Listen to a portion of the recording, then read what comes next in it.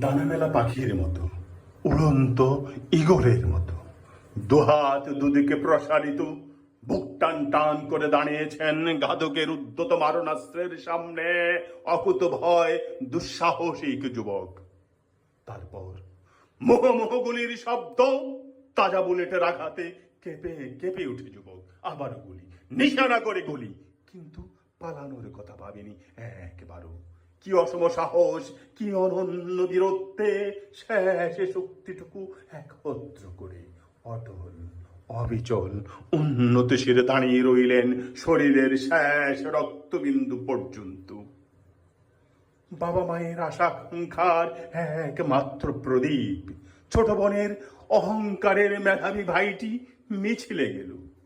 বাড়ি ফিরল কফিনে মরিয়ে, লাশ বাহী অ্যাম্বুলেন্সের বিষাদের সাইরেন বাজিয়ে।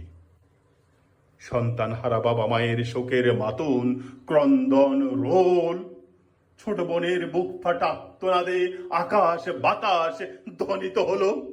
শুধু বাংলাদেশ নয়, সমগ্র পৃথিবী দেখেছে কিভাবে দিনের আলোয় একজন অসহায় নিরস্ত্র শিক্ষার্থীকে পাখির মতো হত্যা করা হয়েছে। আন্দোলন হয়ে উঠল আগুয়ান বেগবান।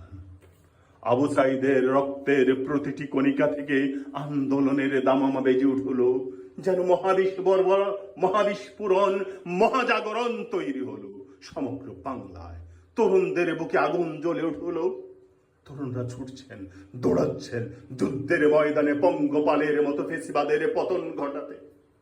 স্লোগান দিয়ে উঠলেন, বুকের ভেতর অনেক ঝড়, বুক পেতেছি গুলি কর। গুলি চলতে লাগলো নির্বিচারে, নির্দয় ভাবে। নিষ্ঠুর নারকীয় হত্যাযজ্ঞে মেতে উঠল ফেসিবাদ স্বৈরাচারের গুলি। টকবগে রক্ত স্রোত বইতে লাগলো হিমালয়ের পাদদেশ থেকে বঙ্গোপসাগরে পর্যন্ত। যেন ৭১-এর তিমির কালো রাত্রি নেমে এলো আবার সমগ্র বাংলায়। জেনোসাইড চলল রাতের পর রাত, দিনের পর দিন। হাজার হাজার আহতদের ভিড় হাসপাতালের ইমার্জেন্সিতে। তরুণরা কাতরাচ্ছেন হাসপাতালের মেঝেতে, বিছানায়। বাবা মায়েরা হাহাকার করছেন বেজা চোখে, উৎকণ্ঠায়। হাজার হাজার লাশ পড়তে লাগলো রাজপথে, অলিতে গলিতে, ফ্লাইওভারের নিচে।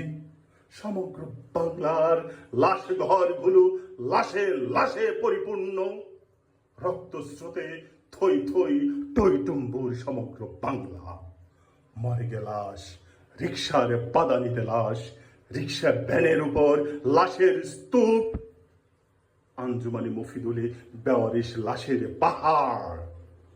লাশে আগুন জ্বালিয়ে দেওয়া হলো, লাশ পুড়িয়ে ফেলা হলো। লাশ পোড়া গন্ধে আকাশে বাতাস বাড়ি হয়ে উঠল। সমগ্র বাংলাদেশে যেন মৃত্যুপুরী, শ্মশান, বধ্যভূমি। অবশেষে দুনিয়ার দীর্ঘতম জুলাইয়ের পরিসমাপ্তি এবং স্বৈরাচারের পতন এবং পলায়ন।